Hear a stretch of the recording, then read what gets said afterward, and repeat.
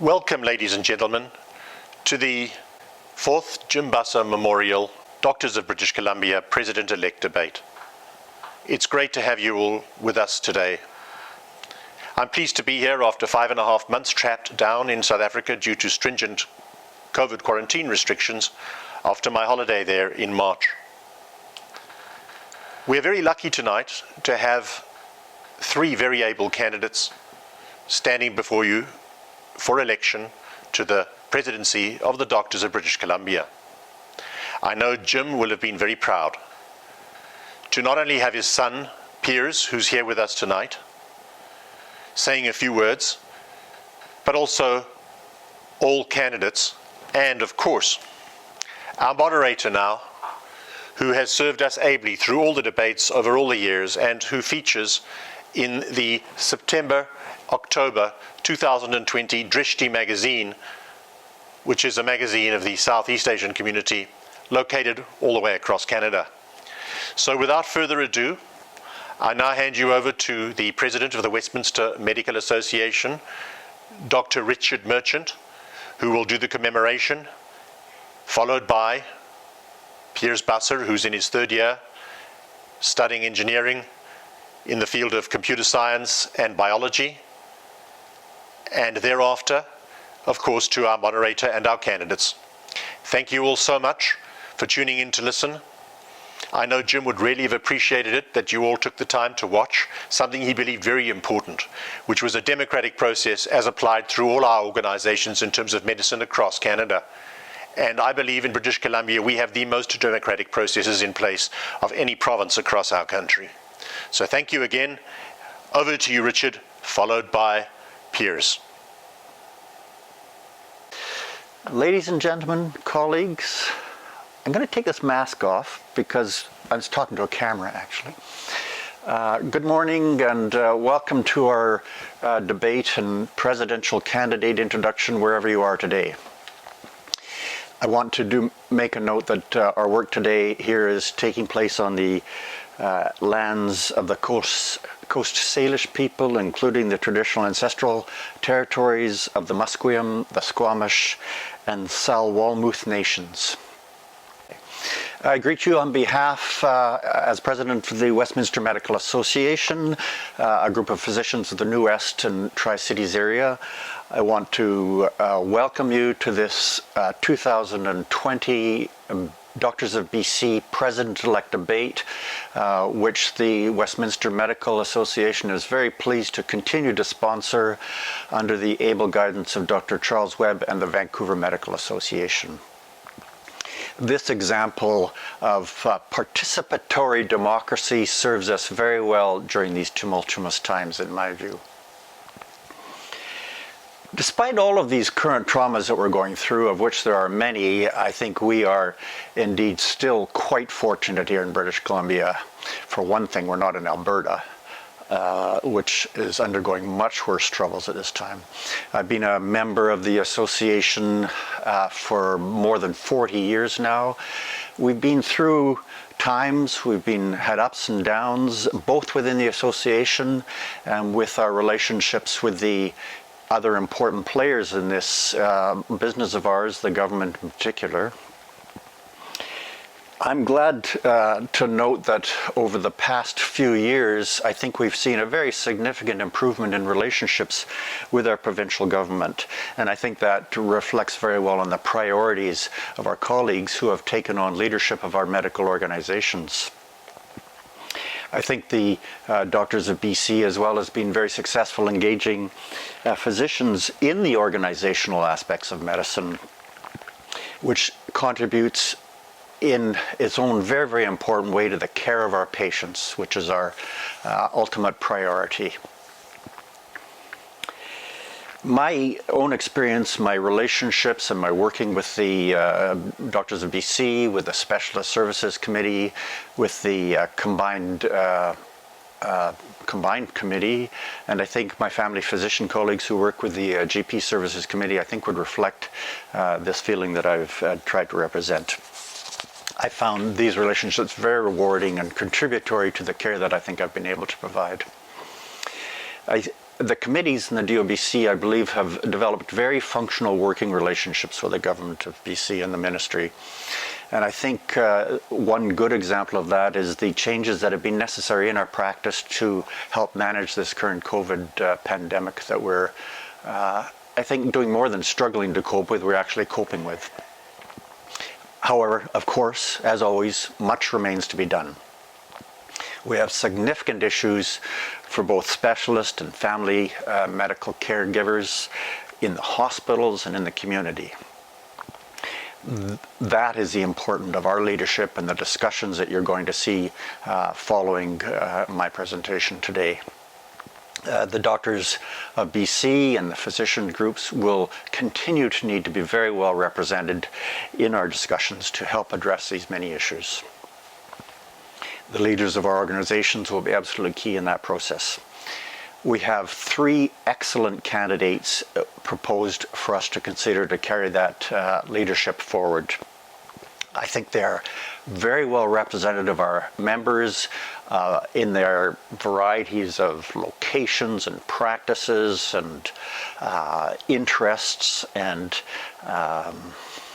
all the things that differentiate us each from each other. They're very generous in their offer of their skills, their experience, and their time to help with that. And I personally thank them very much for making that generous offer. The format of the debate today is necessarily different, quite obviously, from the past few years, given the restrictions around the gatherings and meetings that we have. Dr. Webb will be challenging our candidates and Dr. Garg is going to present a variety of questions about the issues of the day. I invite you to listen critically to these questions and the responses of our candidates. While unfortunately we won't have the opportunity for open debate with those candidates, each of them I'm sure will provide contact information if you wish to pursue further discussion with them. I'm sure they would welcome that. I invite you to sit back and enjoy the presentations that will follow. Thank you. Hi everyone, welcome to the 2020 Jim Busser Memorial. I'm probably going to be the least qualified person you'll hear speaking today, but I just want to thank Vancouver Medical and Doctors of BC on behalf of my mother, my brother, and I, because I just think it's really cool that my dad has kind of left behind a legacy. Thank you. Thank you. Thank you, Charles. Thank you, Richard, for organizing this meeting. Friends, greetings. Welcome to the Jim Busser's debate, but it's really not a debate. What Westminster Medical and Vancouver Medical are providing an opportunity for our candidates to share with you who they are, what they are, and why they are running. That gives you a chance to vote informed. This is for you to see who these candidates are. Because of COVID, obviously our format is different. And what we are doing this year is very different than a classical debates. Hope you like it, you find it informative, and it helps you in making a decision. The format is that 3 candidates, the excellent candidates, each have been given, and this time we had to give them questions before. They have been given questions, and they will respond to it. The questions have been chosen to provide an insight why they should be your president, why they should have Doctors of BC. So I will ask the questions, they will answer it, they will all start with a summary, and then also a closing statement of their own. There is no real debate between the two. Hopefully you will find this useful. Please make sure that you vote. Your vote is very important because this is these times when health is at crossroad. Healthcare is at crossroad.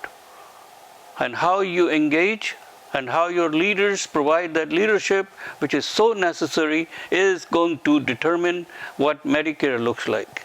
COVID has clearly shown that health drives the economy.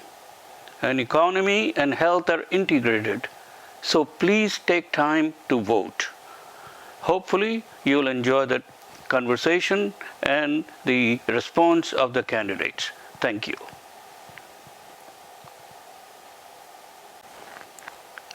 Friends, we have three candidates, Dr. Ramneek Dosanjh, Dr. Simon Rabkin, and Dr. Alistair Younger.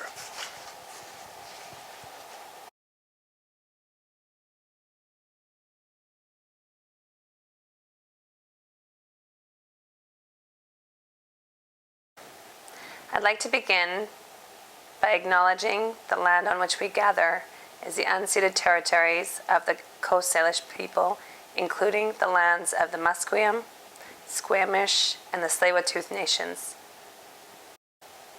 Hi, I'm Dr. Ramneek Dosanjh, and I am a President-elect nominee for the Doctors of BC. I am truly humbled and honored to be nominated for this position, to be thought of that highly and regarded with my colleagues. I honestly believe that this year has shown us what we are truly made out of. I think it is time now for courageous leadership. I've seen and witnessed the courageous leadership that was around us during this time of a global pandemic and an opioid crisis. I watched you all respond, and despite the personal and professional and financial burdens or consequences you may have endured, you stood up. You rose to the occasion, and you came out and conquered this difficult time that we have all bared witness to.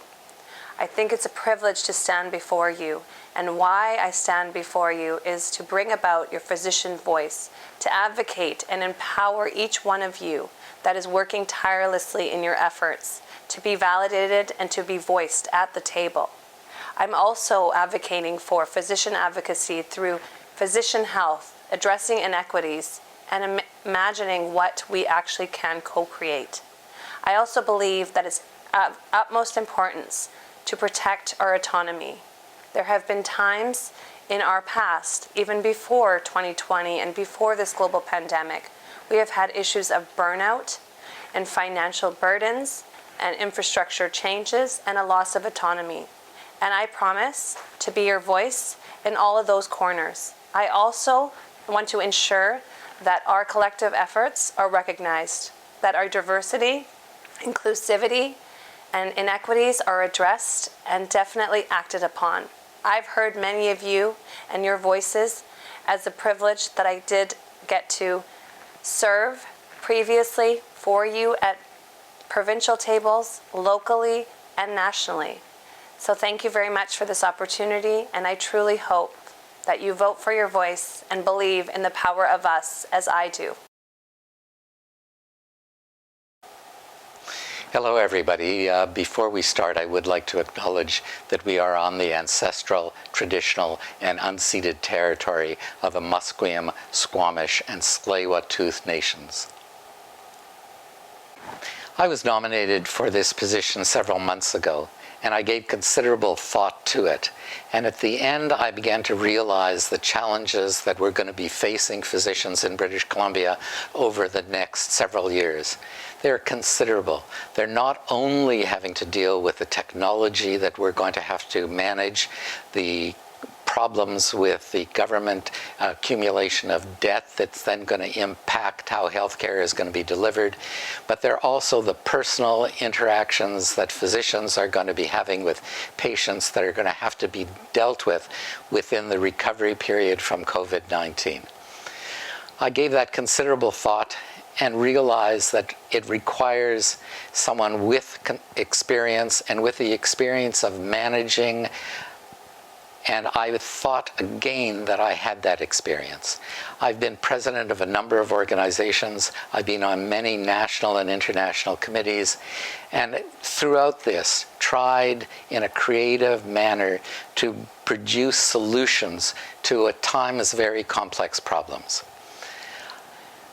I've realized over the last couple years as president of the medical staff of Vancouver Community of Care, which encompasses Vancouver Hospital as well as some of the other hospitals and as well as physicians in the community, that there were tremendous challenges at getting the physician's voice heard. One of the first things I did was ensure that we had international level speakers come and talk to administration as well as to the medical staff to tap into the fact that it's important to be able to have the physician's voice heard. Initially, there was tremendous reluctance, but then after these kinds of talks and after pursuing the ideas that came out of them, we were able to convince many of senior leadership to be able to take on the responsibility to see through that physicians needed to have a voice, that physicians' voice needed to be heard from not only the medical leaders within an organization, but throughout the community of care. And in so doing, we were successful at something as simple as getting a physician's area in the hospital, which took tremendous amounts of negotiation. We were successful at changing the orientation of leaders. And by so doing, we were able to work at advancing how physicians were able to have an impact on the delivery of healthcare. I believe that I can apply those kinds of learnings to have a wider spectrum and have physicians across the province have more of an impact on medical care.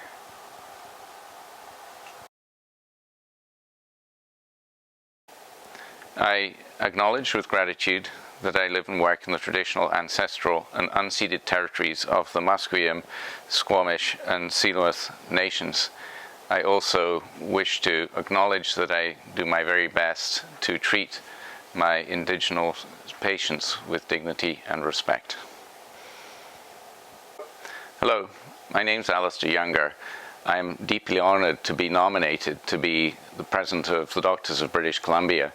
I'd like to acknowledge the two physicians who have faith in me that have nominated me.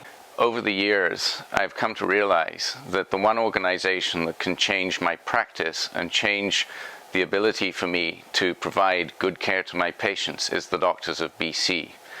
I'm 22 years into practice, and I started at St. Paul's in 1998.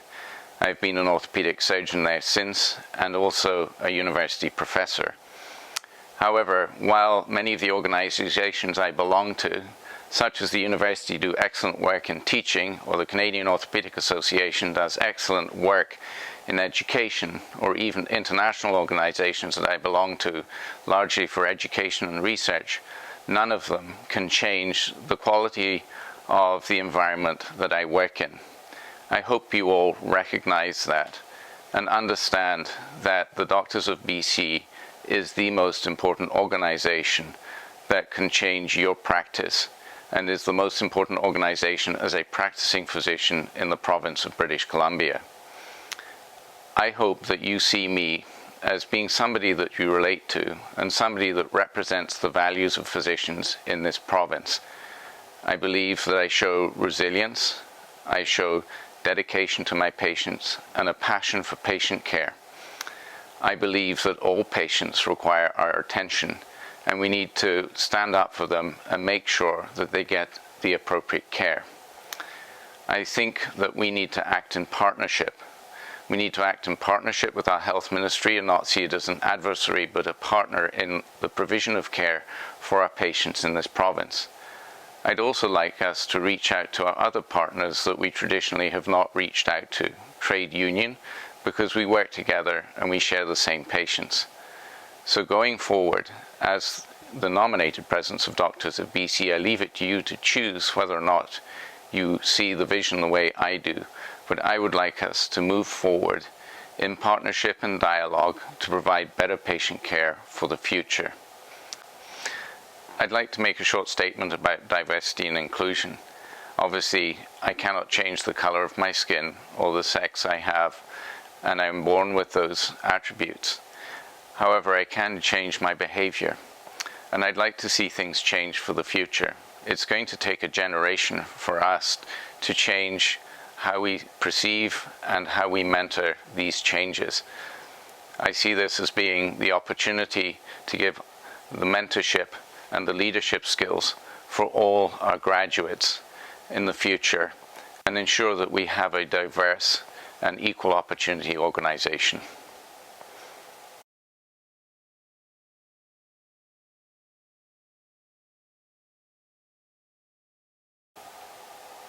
What is the reason that you're running for President of Doctors of BC?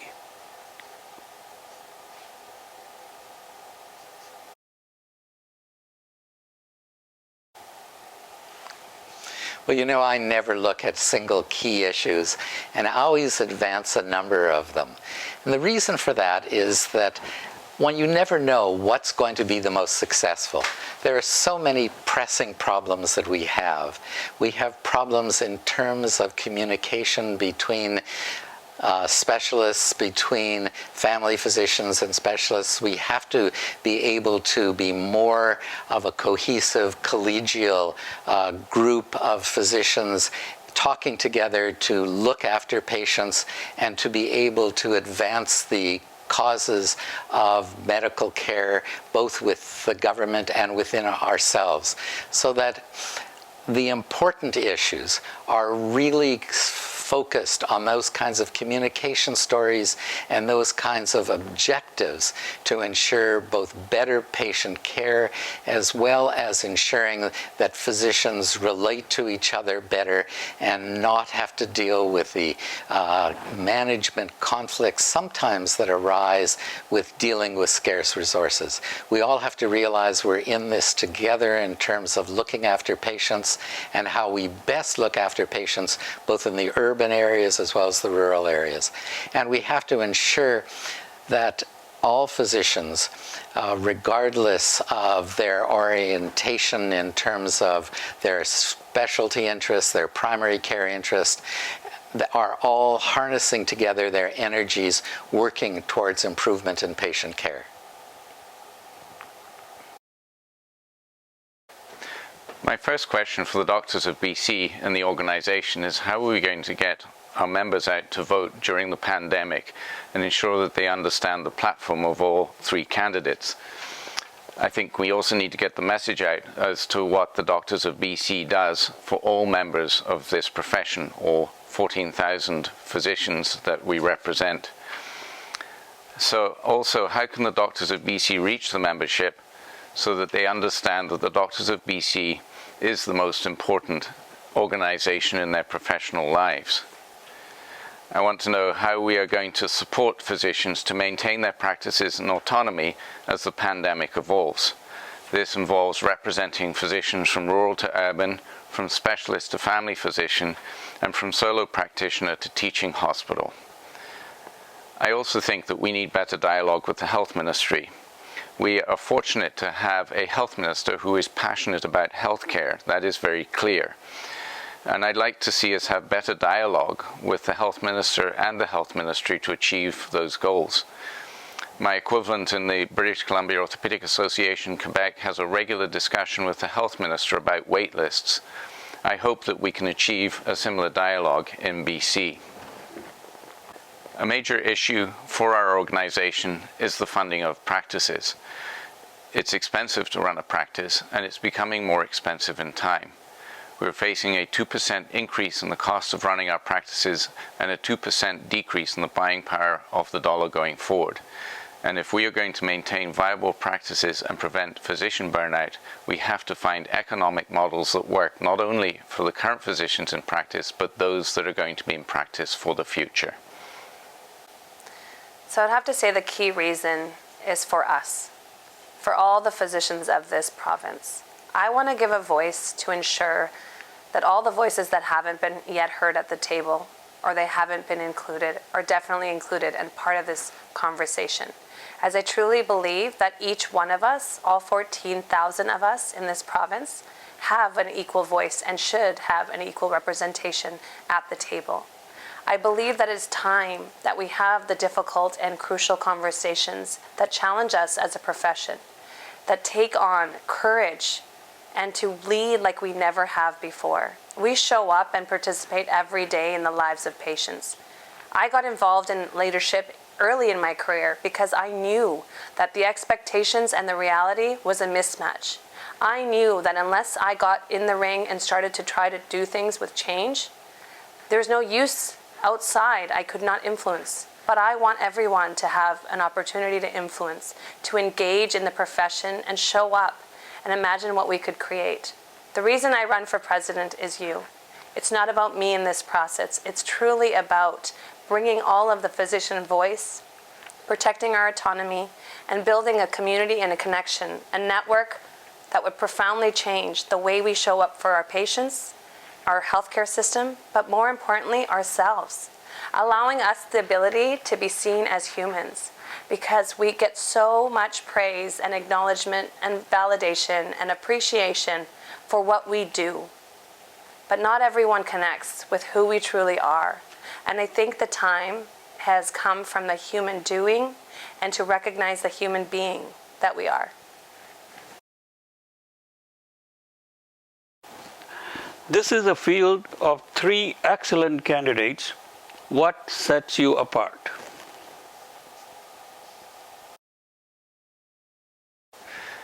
We're very fortunate this year to have 2 other extremely strong candidates as the potential president of the Doctors of BC.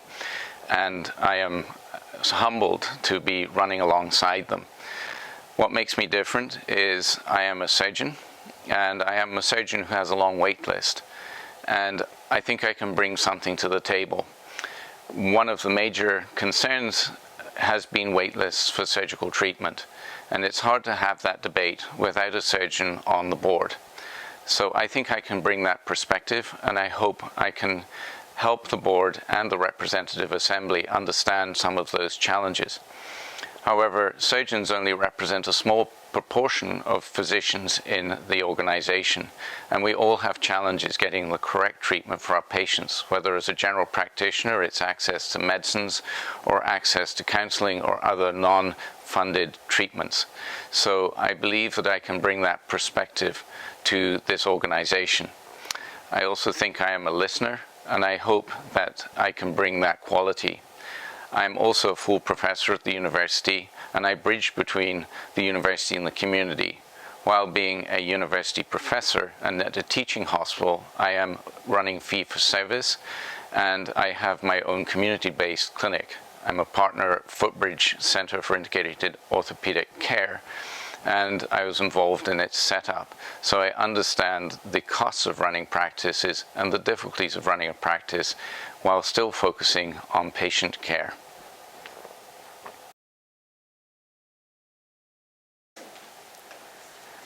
So I believe what sets me apart is definitely my lived experience, which is unique to myself as a physician, as a patient, as a mother, an advocate, and a human. While I cannot speak to other people's experiences, I can only speak to my own.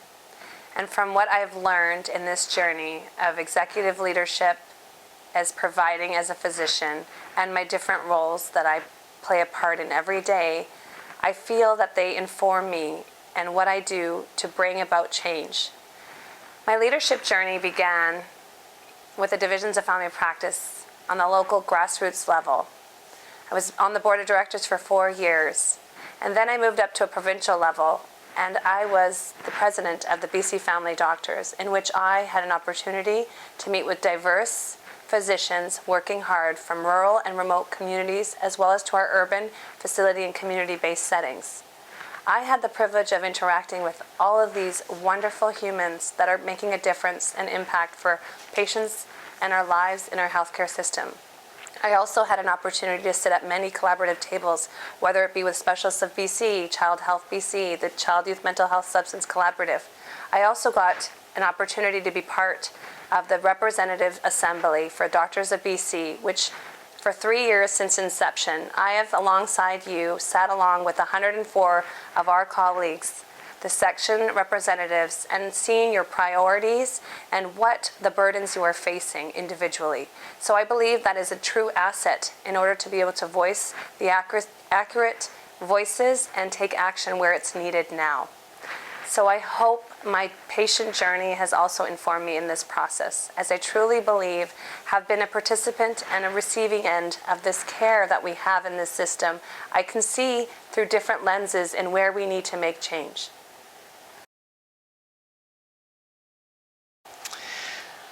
That's a difficult question.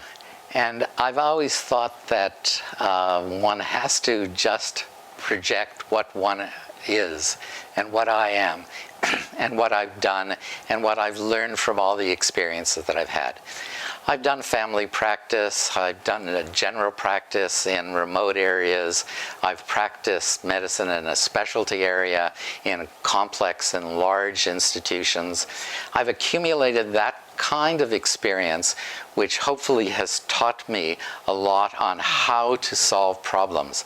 I've also spent time in rigorous scientific investigation in cardiovascular disease and the kinds of evidence one needs to be able to prove a scientific argument. And therefore, that kind of rigorous training, I believe, is something which provides physicians and provides me with the ability to communicate to government, to communicate to others in our fields, the kind of evidence that is necessary to advance our position. I've had lots of experience in executive capacities. I've tried to create new and innovative solutions to problems, all the while recognizing the importance of diversity, equity, and inclusion, and ensuring that the team around us is both diverse as well as inclusive of physicians who have different orientations, different perspectives, different ideas, yet all working for a common purpose. I believe that I can do that, melding people together and accomplish our goals.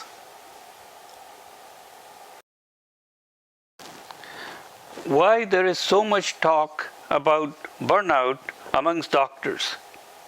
As a president of the association, what are you going to do about it?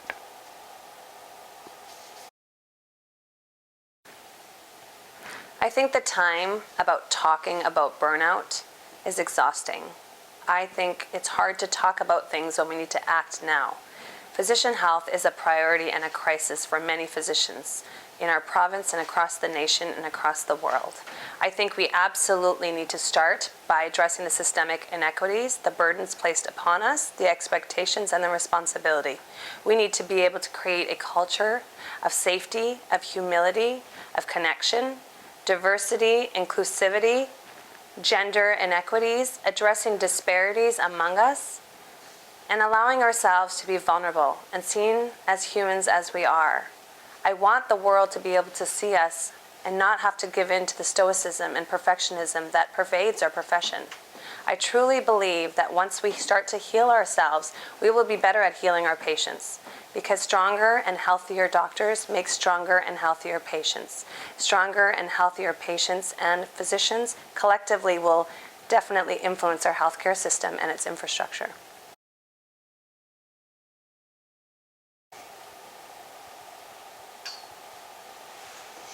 Burnout is a major problem for physicians. It's been estimated that anywhere from 20 to 30% of physicians are suffering from burnout. It's more common in physicians who are practicing in large institutions. It's more common in physicians who've just started medical practice, and it's more common in women physicians. One has to look at the root causes of burnout in order to address them. The causes of burnout have to deal with the increased complexity of medical care and increased practice in medical care, the stresses that have dealt with the changes in technology, the stresses and time commitments that are necessary to manage each patient, and the stresses of family life that then intersect and become a challenge with regards to medical practice. I remember my daughter, in fact, I think to this day, still knows that I was late to pick her up from various events that she was at school with. I wasn't able to attend my son's famous final soccer match. And those are things that indicate the problems with balancing work and life. And the problems with work-life balance are the ones that lead to physician burnout. Well, what do we do about it? You know, as president of the medical staff at Vancouver Hospital, I spent an enormous amount of time trying to deal with this particular problem. We tried to ensure that there was a sense of community amongst physicians, and that sense of community decreases burnout. Addressing the fact that women have both responsibilities as physicians as well as to childcare, unfortunately, disproportionately, means we have to focus on those kinds of things. But mostly if we keep the fact that there is physician burnout top of mind in a lot of our programming, in a lot of our efforts in the medical staff and with the doctors of BC, we can address this issue and we can solve this issue.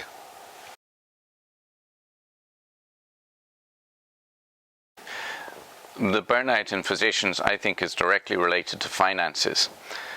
The cost of housing in Vancouver has gone from a house 20 years ago of being worth $250,000 to 6 times that price, while our increase in our remuneration has gone up 3%.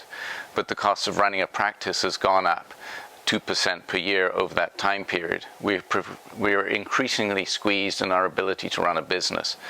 I also think that the health ministry, our hospitals and our regions and the public don't understand the pressures that we are under in running businesses. We're not on salary. Even our nursing colleagues don't understand those pressures. I think it's up to the doctors of BC to explain those pressures and also to try and figure out solutions. One of my friends, Jason Sutherland, who's a health economist, said that doctors keep on doing the same thing and expecting different results. I think we need to find different solutions to prevent physician burnout. I do think there's a positive, though. I think that the doctors show themselves to be resilient, to be thoughtful, and to come together in camaraderie and collegiality in times of challenge. And so on the other side of the coin, the stress that we face also brings out some of our strengths, but we need to stand together to make sure that we look after all of our colleagues and behave in such a manner that burnout no longer takes any of our colleagues either to mental disease or potentially even to suicide, which has been a challenge more recently.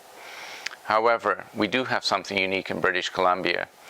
The talk of suicide is not as much of a problem here, so far as I can determine, as the pressures of practice that our US colleagues face.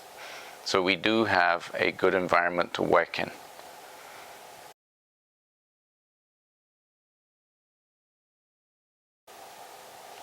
As president of the association, what one issue will be your cause célèbre and why?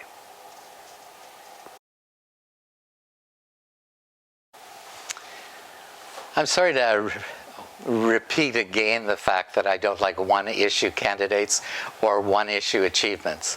I've looked back at my career and actually have advanced 2, 3, or 4 issues, and then followed up with those issues that there seems to be the probability of greatest success, and at the end probably succeed in achieving at least 3 or 4 meaningful ones.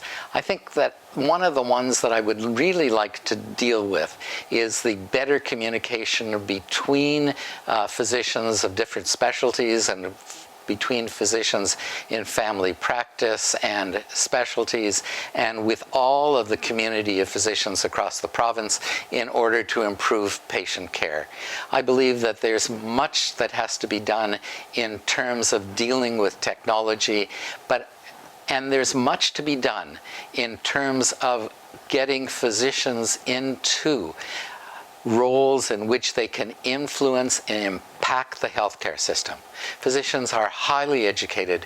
They've been intimately involved with healthcare, and yet many of the decisions are not as accepting of the potential impact of physicians in that kind of complexity of healthcare. And I believe it's important for physicians to be involved in shaping the healthcare system, and the more we're able to do this, the better it will be for all our patients.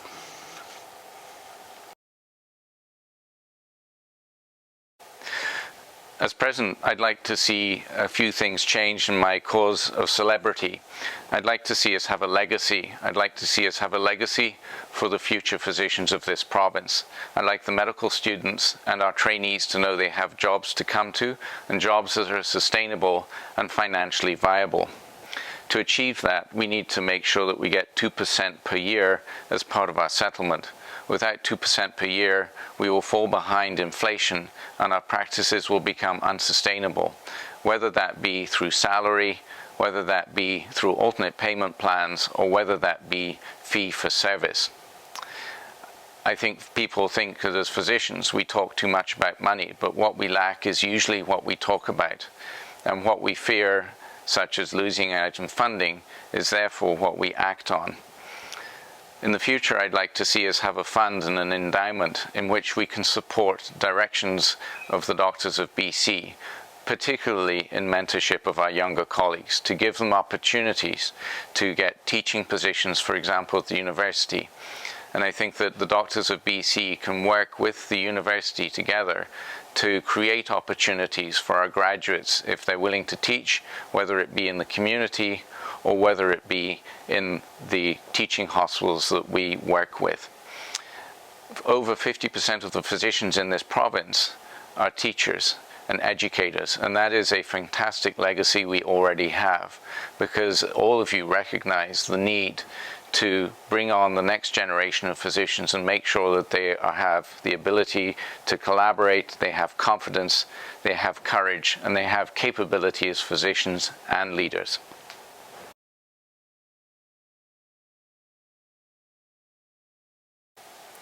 So cause celeb, this is really not about me. I've had a hard time with this question, as I believe the power is of all of us. It's within us and uniting our profession like never before. I truly believe that the collective wisdom of what we all bring together within our diverse regions, whether we're rural or remote, urban or facility or community-based, what we bring to the table is exceptional. Our own personal learnings and our own lived experience collectively impacting our profession and how we lead forward. I want this to be the representation and the voice of you. I want my voice at the table to speak for all of you. I believe in physician voice. I believe in community and connection and physician advocacy. Through that lens, I believe that the power of us is exactly where we need to be. This is not about me, this is about you. So make your choice, and when you vote, use your voice. Province spends 40% of the budget on public health care. Is that sustainable? What advice you will give to the minister as a president? The money spent on healthcare is money that is well spent. It's important to have that investment in our society and in our future to keep our province working and keep them healthy and well and out of long-term care. The NHS in the United Kingdom spends less money per person than we spend here, and physicians are well reimbursed, and the system is able to provide without wait lists. And so there's many things that we can learn. However, we still have a very strong system here, and I think we can learn from other systems, but also we need the dialogue. And I think that for the funding of healthcare to be resolved, we need to have positive relationships with the health ministry, and I believe it is the role of the doctors of BC to reach out to the health ministry and other stakeholders to see how we can provide more cost-effective care. I also think that physicians who save the system money fail to get rewarded for those incentives. For example, when I use cheap equipment in the operating room, I don't get any reward for doing so. And over the years, I actually get negative incentives for that. So somehow we need to find some way of incentivizing physicians to provide the most cost-effective care. So there's lots of things that we can do in discussion and we can lead on to ensure that we remain a cost-effective system. We're all taxpayers, and all of us dislike paying taxes, and all of us want quality health care. And that means that we have to provide both quality health care for a lower price.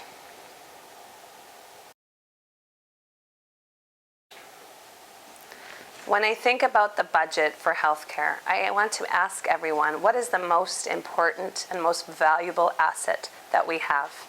We've learned through the global pandemic that there's nothing before health.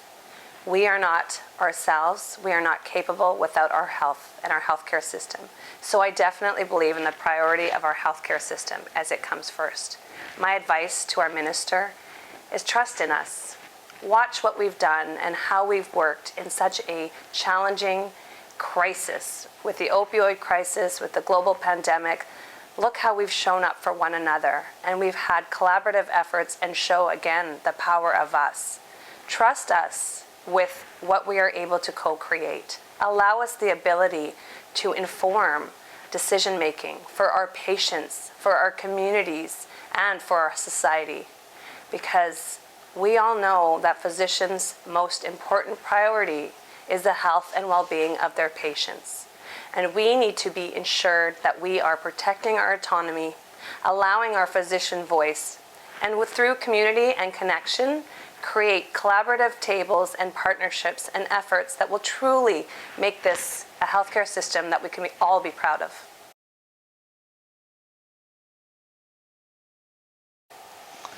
Well, 40% and growing. One realizes that there's a need for more hospitals in the province of British Columbia. There are new drugs coming that are increasing the cost of healthcare. The amount of expenditure on healthcare dollars is only going to increase. But it's the delivery of healthcare where physicians can make a meaningful and significant contribution. And how is it going to be done? It's going to be done with innovation. Who best to innovate in the healthcare system than physicians? Physicians are dealing with patients. Physicians are dealing with the healthcare deliveries. They're dealing with the challenges of waiting lists. And how best to be able to expedite care can only be done by applying the innovation and the creativity of physicians to solve those particular problems. What would I tell the minister? I would tell the minister you have to tap into physician creativity. You have to tap into physician innovation. You have to tap into physicians who know the healthcare system. You have to tap into physicians who know the suffering of patients. You have to tap into that knowledge base, merge it with creativity, merge it with innovation, and look at what kind of solutions we can have in order to get value for money. We're not going to be able to continue to expand the amount of money that's allocated to health because there are other issues that also are demanding of dollars. And only by harnessing the ability of physicians in innovation and creativity will one be able to manage the healthcare budget.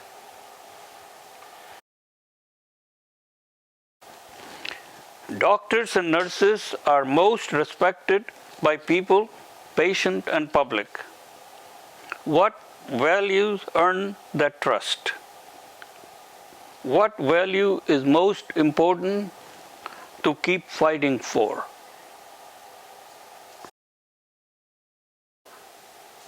I believe the values that earn trust are definitely empathy, compassion, honesty, and integrity.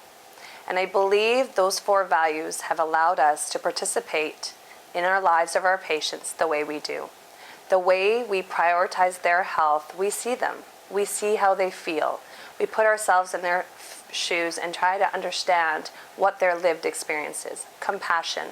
compassion for one another, and a commitment to our healthcare system, regardless of the burdens and the inequities that we see on a daily basis, we triumph. We continue to move forward. Honesty is a value, because when we're honest with ourselves and we're honest with our patients, we can move that dial that much more forward. And integrity, and living with integrity for what we do and our commitments, is absolute importance, because that is what garners trust. When we see ourselves as we are and we speak truth to how we show up every single day, that is where our patients confide in us, find trust in us, and seek to us for the answers. What I believe the value moving forward is courage. I believe the pandemic and the opioid crisis has definitely highlighted how important and valuable courage is. We need to be courageous in our leadership, in the way we show up, and the way we propel ourselves and our profession forward. I think we need to be able to have courage, to have crucial conversations, necessary conversations, and promote dialogue.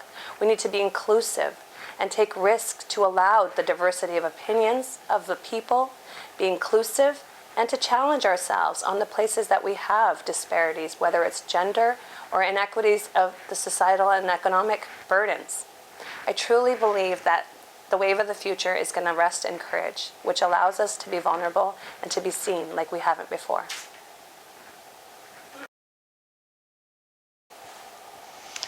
There are a number of reasons for that, but I think that two that are top of mind are the fact that physicians are highly ethical and physicians are devoted to the care of their patients. It's that devotion to care of patients that patients appreciate, and it's that devotion to patient care that is something that must be maintained. It's that devotion to patient care that has us calling and ensuring that a person has the appropriate tests, ensures that the patient is not waiting excessively for tests, ensures that the patient gets the appropriate care and as fast as possible. That is the fundamental principle. Our dedication to patients, our dedication to that individual that we see across the table, that we see across the desk, that was seen in the operating room, that's seen in the exam room, that we're trying to do our best to ensure that we've made an appropriate diagnosis, that we've made and instituted a plan for action that will ensure the appropriate kind of care. And if we keep that in mind, then we're able to lobby for the best care for that individual, lobby that for expedited care, and to work as hard as we can to ensure that the person that we're caring for gets the best care.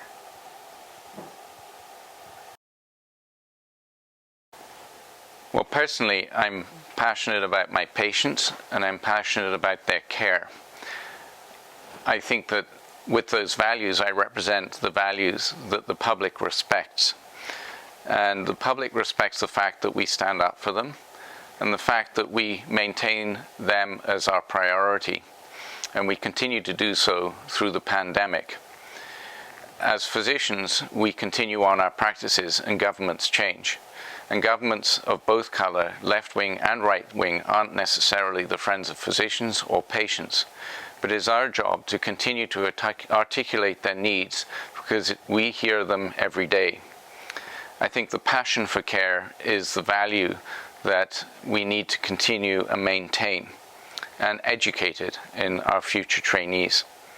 I think that we are resilient and we have the ability to continue through adversity and continue to support our patients even in situations which are very challenging.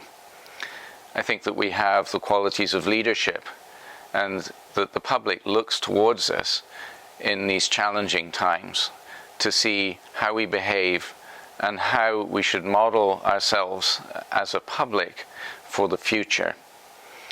I think as always, patients need to come first. The public system is what matters.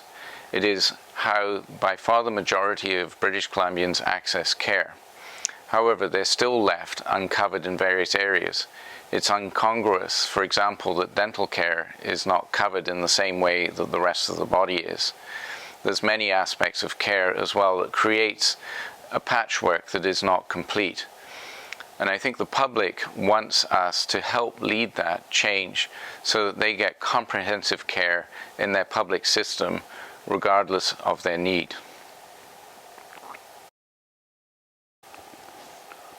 What is the biggest lesson from pandemic, and what changes doctors need to make going forward?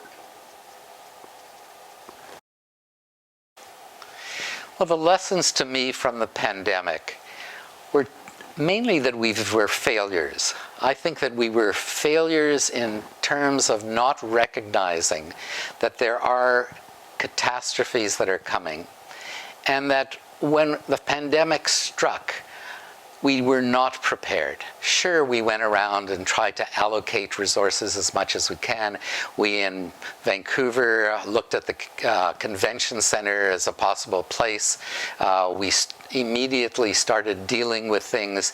Yes, we were prepared to the maximum we could do at the time, but we were not prepared to face a pandemic, a virus that was this deadly. We were using technology from the 20th century. Public health is very important. We wash our hands, mask, and isolate and case track.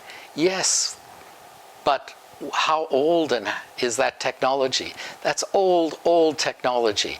Were we looking at new and innovative, creative approaches that we were prepared to deal with? Nowadays, we've applied ideas like nasal sprays in order to see if that would prevent and inhibit virus transmission. We knew there was a pandemic coming. There were all sorts of people saying this, but we were not prepared. We were also not prepared in terms of personal protective devices. I was in the stress lab supervising exercise stress tests, and the technicians who were close to individuals didn't have the personal protective devices. Lots of physicians didn't have the protective devices. We need to have groups together to prepare for the next pandemic, prepare for the next disasters, to have physicians involved with thinking about this and ensuring that we are prepared for these. The pandemic has challenged all of us. I think it has shown some of our strengths, and it has shown that we need to stand together, not only as physicians within this province, but also stand together with our colleagues in other provinces. I think that we need more dialogue. We need more dialogue with the Health Ministry on how to address the pandemic and providing care during that time period. I was surprised when, for example, the wait lists were managed without the conversation with the surgeons as to how we were actually going to continue to provide that care. I think, therefore, we need to improve the dialogue we have with the Health Ministry and other stakeholders. I am humbled and honoured to see how my physician colleagues have banded together to lead the province through the early days of what may be a very long pandemic. We have shown success early, but it's not a time to be complacent. Instead, we need to continue to lead because we do not know how long this is going to go on for. And therefore, we need to provide hope. And we need to provide the ability for the public to see that there is a future and that we can move beyond this in time. We also need to provide science. At the moment, there's a lot of uncertainty. And science is the ability by which we can give information that is relevant. And it is particularly clear that our neighbours south of the border are having a hard time getting meaningful information. And I think that's something that we have done well. We need to reach out to all the stakeholders in this pandemic to ensure that we get to the other end of this relatively unscathed. And the economics of the province remains very important, because without having an economical base, we are not going to be able to continue forward, and that will have as much of an impact on the citizens of this province as will the virus itself.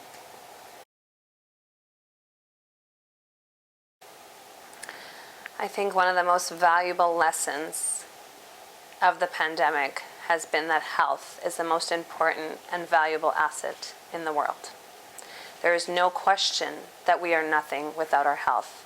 Economic policies, as we've seen the struggles and the burdens of society slipping away because of such a crisis. But what I've also learned is that within a crisis, it brings about the best of us and the worst of us. And what I saw in physicians was amazing, incredible work, incredible efforts to allow our patients and our flattening of the curve and response to this global pandemic was heroic in our province. So I want to commend everybody on that and that learning that we are able to do this if we're given the adequate resources. And even when we're not, we have ingenuity and innovation and collective wisdom to make things work because our priority lies with our patients. Going forward, I want physicians to make changes and to stand up, to use their voice, get involved, get engaged, because this healthcare system depends on all of us. And if our voices are heard at the table as a collective, then I truly believe that we can inform and create one of the best healthcare systems in its delivery and the health of our population together. I feel like having faith and connection and collaboration and trusting ourselves within the power of us and what we truly can create is where our power lies. I think believing in ourselves as with a conviction, because we were seen through an unprecedented time and we showed up like never before. I continue to encourage all of my physician colleagues to step up, stand up, and voice.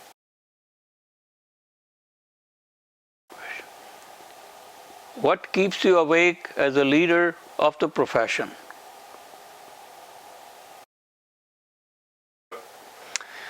What keeps me awake is the desire to provide good patient care.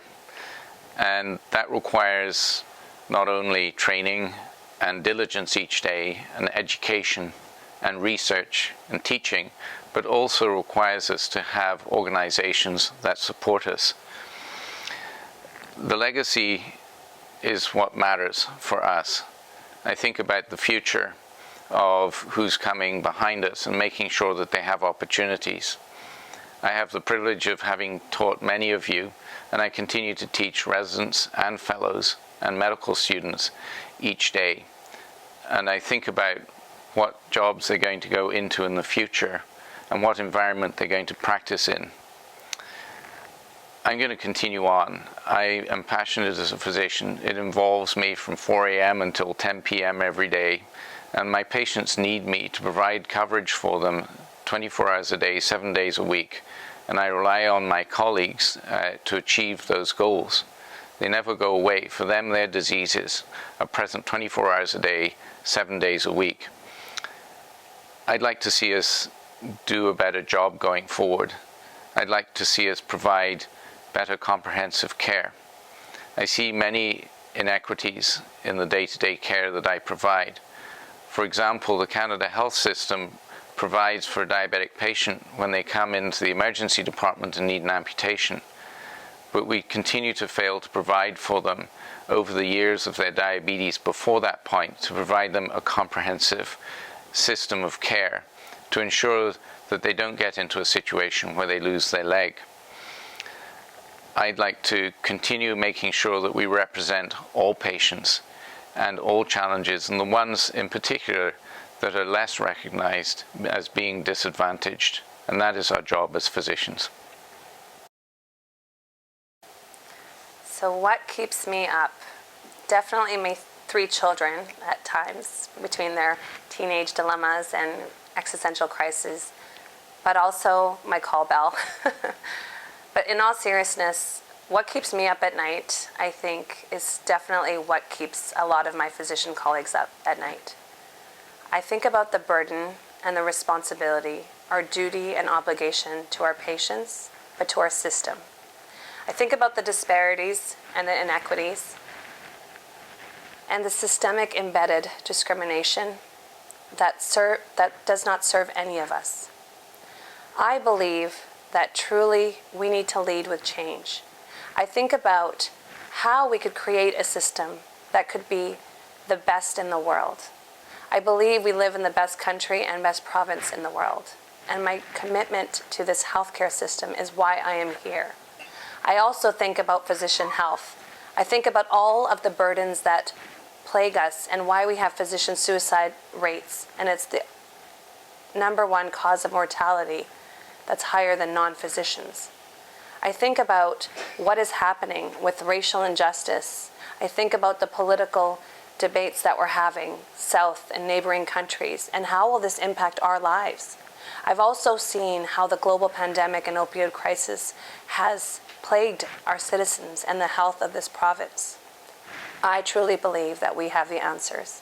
I believe that we are those dreamers, those doers, those healers.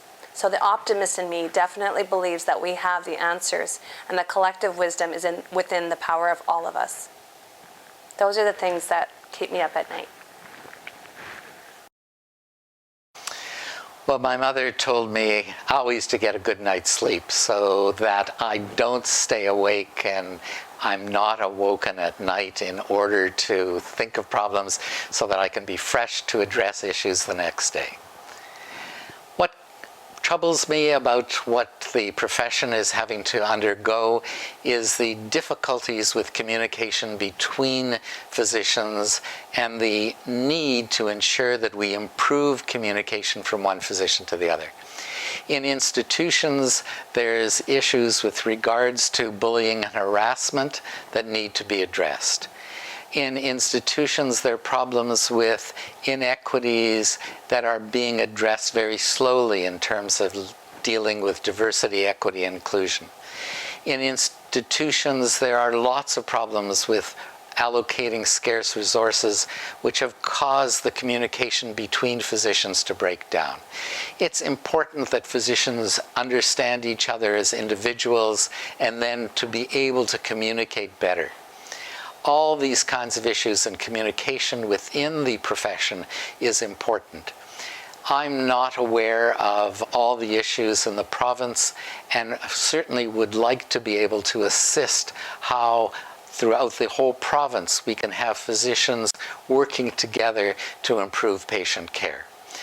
That is the thing that I would most say is important, and that is communication.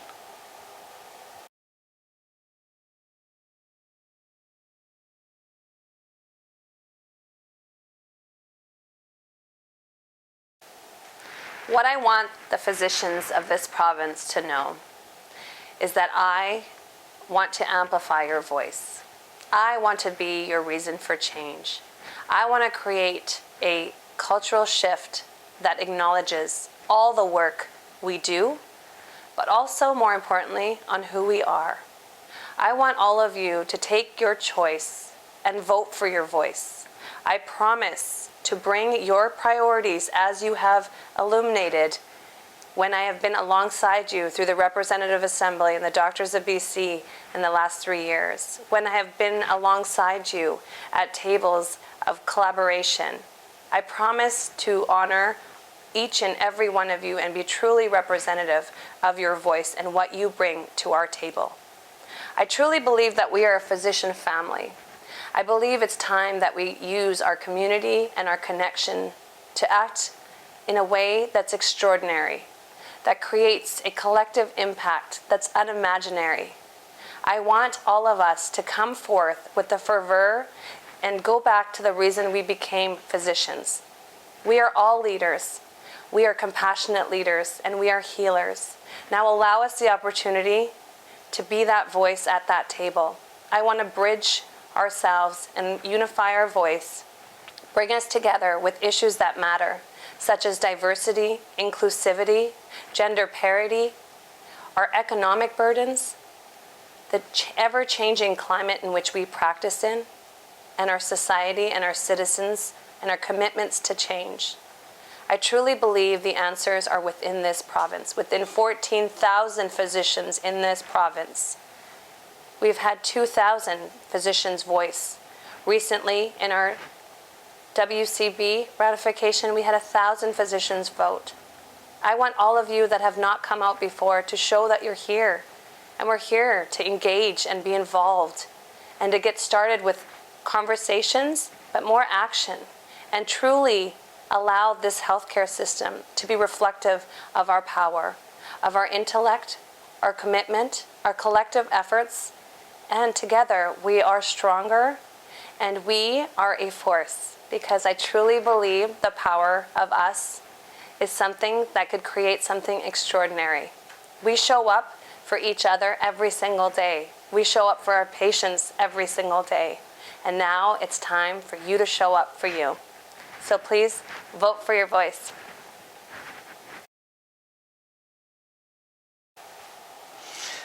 I've been fortunate to have a very diverse career in medicine. After graduation, I spent time in a family practice setting in Toronto, knowing what kind of family practice is like in a large city. I spent time in Churchill, Manitoba, doing an amazing kind of practice of medicine that spanned understanding of peoples of the North and understanding the kinds of crisis in medicine that one has to deal with in remote areas. I practiced for a while in Kenya, and again, an enriching experience as one dealt with the kinds of experiences there. I've been in cardiology practice, doing investigative work, doing research, looking after patients, having to deal with the issues of figuring out complex cardiologic problems, as well as trying to manage those individuals. So I believe that I've had a spectrum of experience in that regard. I know the challenges facing family physicians and the challenges with having to deal with managing overhead, managing patients, having to come home in the evening and look at medical test results, to spend time that should have been home-related on doing emails and doing other things, so that the practice of medicine has expanded to take one's entire existence in many ways. And then one has to constantly work at obtaining a work-life balance.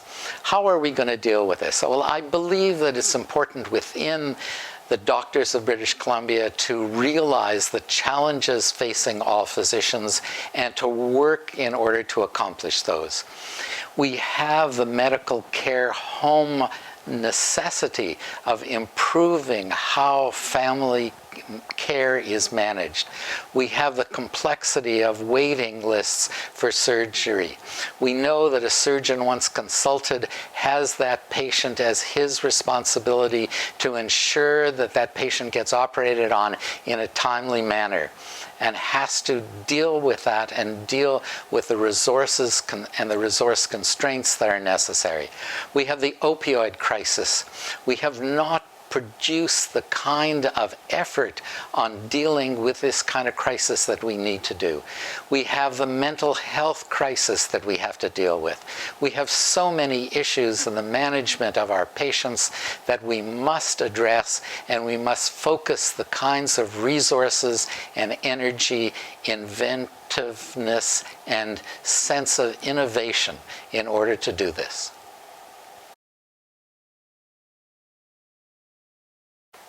I'm privileged to have been a doctor and remain a doctor in this province. I think that medicine is a calling that is a delightful thing to do and a privilege.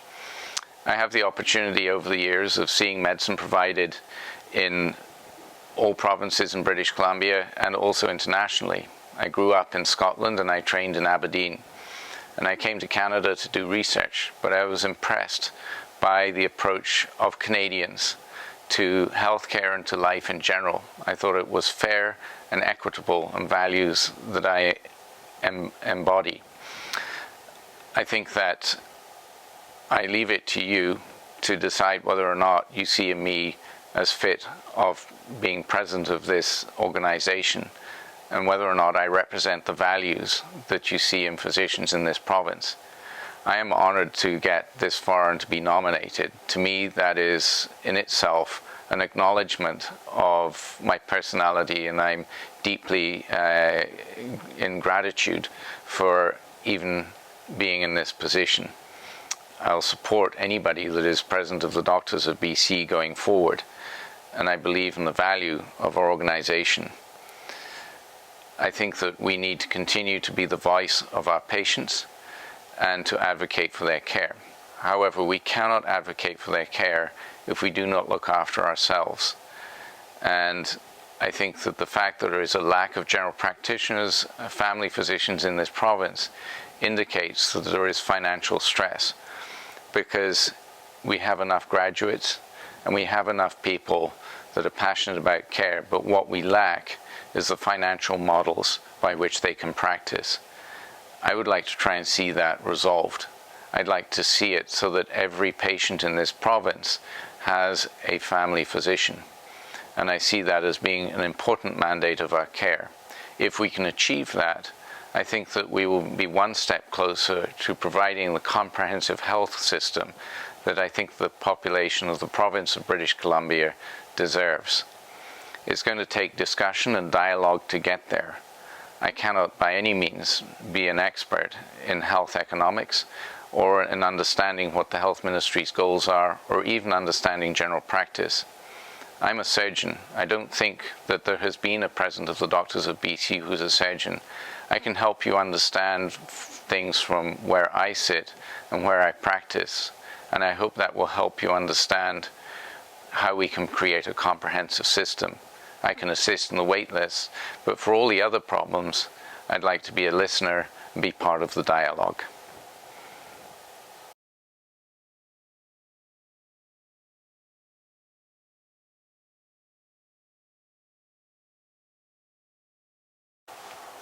Talking about myself is always a difficult thing. Well, I was born in Winnipeg and raised in the north end of Winnipeg, which is an exciting place nowadays, but of course then was a much more melting pot of individuals from different kinds of experiences.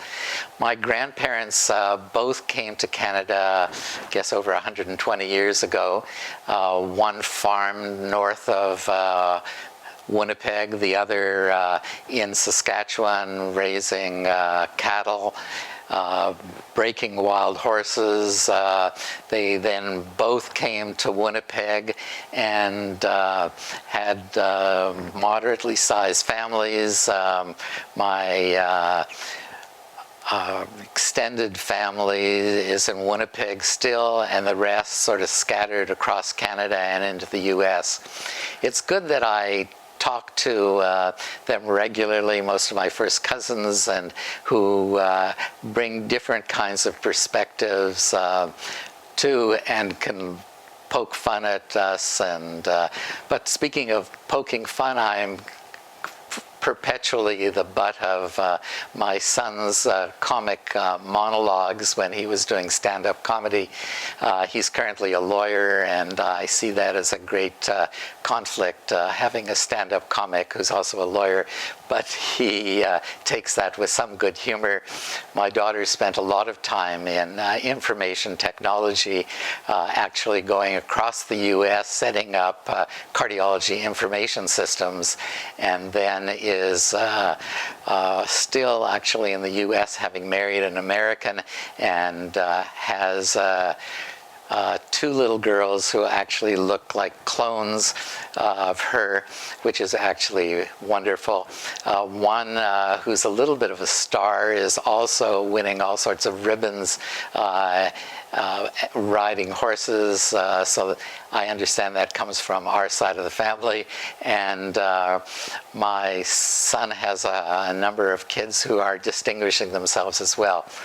We have a blended family, and my wife has two wonderful, highly accomplished daughters who also have amazing children as well. So I'm very enriched in that regard. I try to play tennis. My wife beats me regularly at that, unfortunately, but I'm a little better at her with golf and skiing, so that we're able to fit as much in as we possibly can.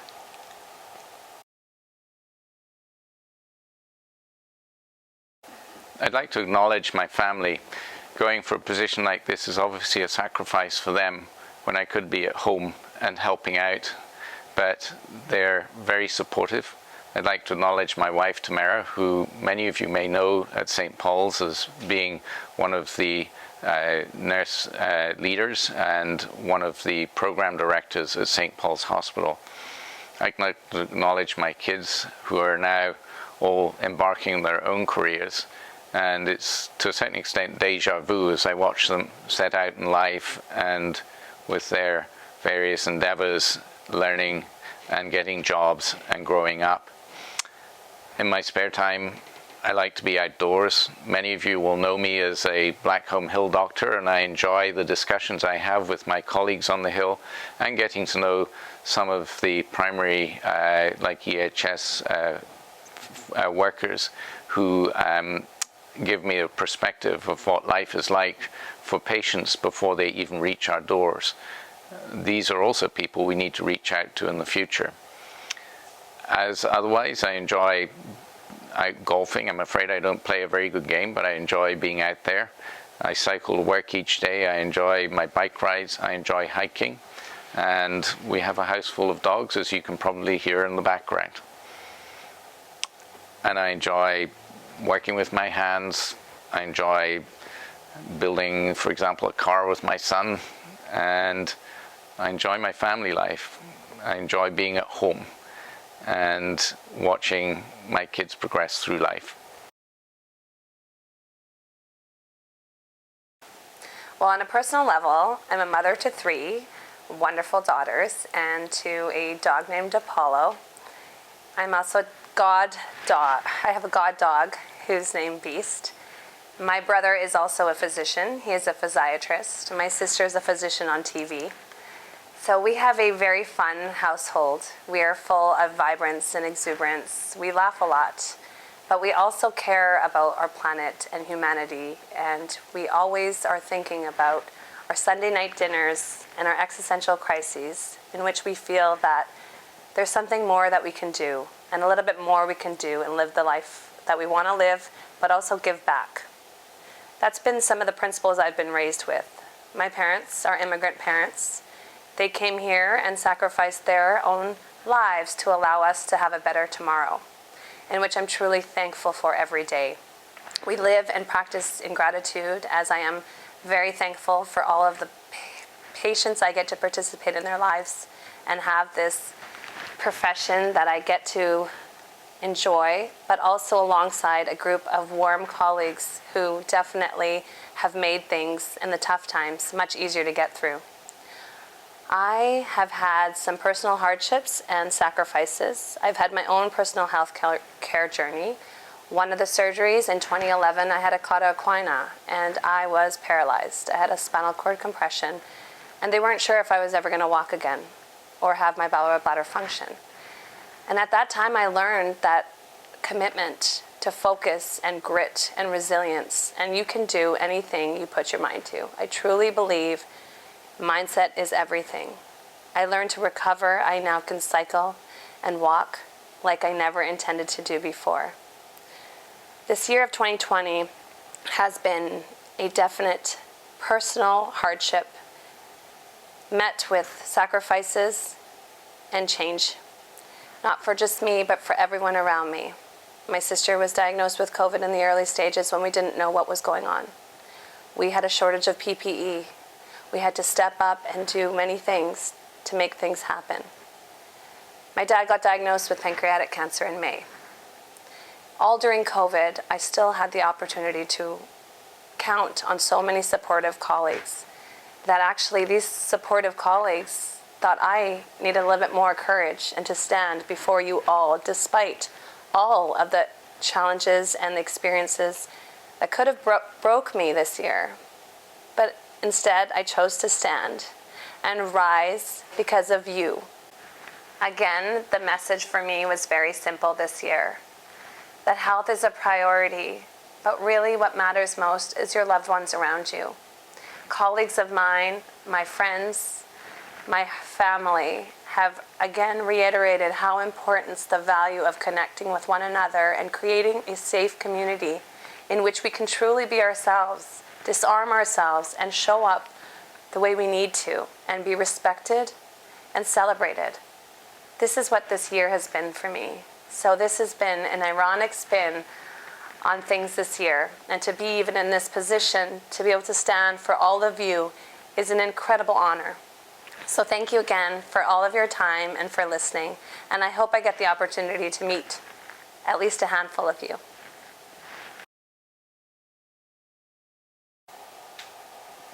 Thank you, friends. Hope you enjoyed the conversation with our candidates. I hope it was informative. Please make sure you participate and you vote. It's so important. Please make sure you vote. Thank you.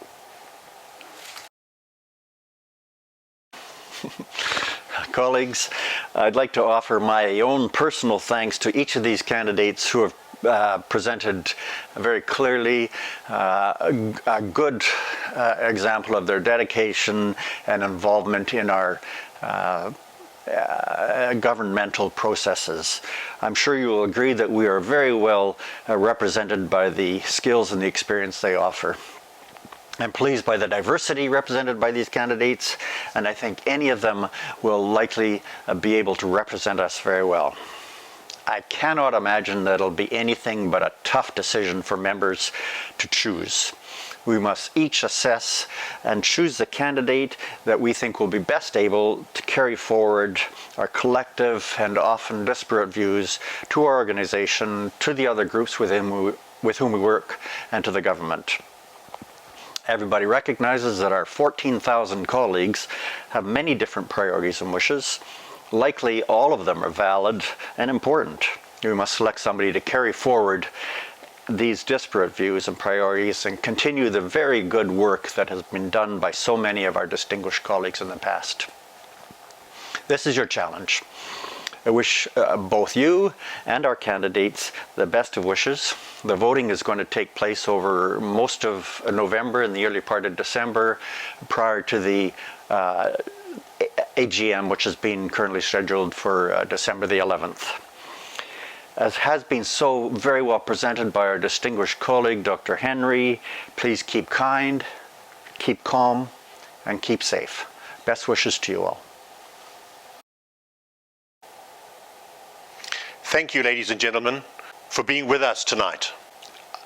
I think Jim Busser will really have appreciated so many of you watching in terms of something so important to him, as is the democracy of our profession.